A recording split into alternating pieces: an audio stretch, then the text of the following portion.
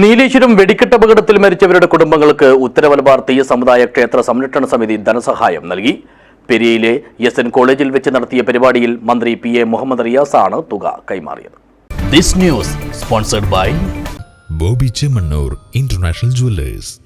നീലേശ്വരം തെരു അഞ്ഞൂറ്റമ്പലം വീരർക്കാവിലെ കളിയാട്ടത്തിനിടെയുണ്ടായ വെടിക്കെട്ടപകടത്തിൽ മരിച്ചവരുടെ കുടുംബങ്ങൾക്കാണ് ഉത്തരമലബാർ തീയ സമുദായ ക്ഷേത്ര സംരക്ഷണ സമിതി കണ്ണൂർ, കാസർഗോഡ് ജില്ലകളിലെ തീയ സമുദായ ക്ഷേത്രങ്ങളുടെയും ദേവസ്ഥാനങ്ങളുടെയും ഭരണസമിതിയുടെ നേതൃത്വത്തിലാണ് ധനസഹായം സമാഹരിച്ചത്. 6 കുടുംബങ്ങൾക്കാണ് 1 ലക്ഷം രൂപയുടെ സമാശ്വാസ സഹായം നൽകിയത്. പെരിയയിലെ ശ്രീനാരായണ കോളേജിൽ വെച്ച് നടത്തിയ ചടങ്ങിൽ മന്ത്രി P.A. മുഹമ്മദ് റിയാസ് ധനസഹായ വിതരണം നിർവഹിച്ചു.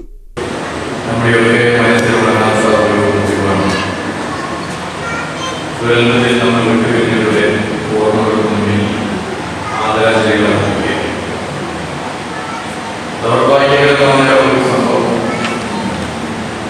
ഞെട്ടലോടുകൂടിയാണ് നമുക്ക് തന്നെ അതിനെ സ്വീകരിക്കേണ്ടത്.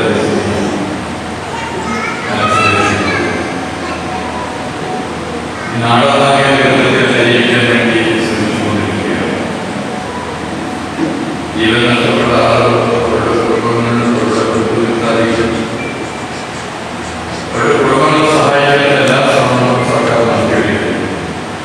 ഇവിടെ കാര്യങ്ങൾ സൂചിപ്പിച്ചിട്ടുള്ളതുകൊണ്ട് ഞാൻ അതിൻ്റെ വിശദങ്ങളിലേക്ക് കിടക്കുന്നില്ല.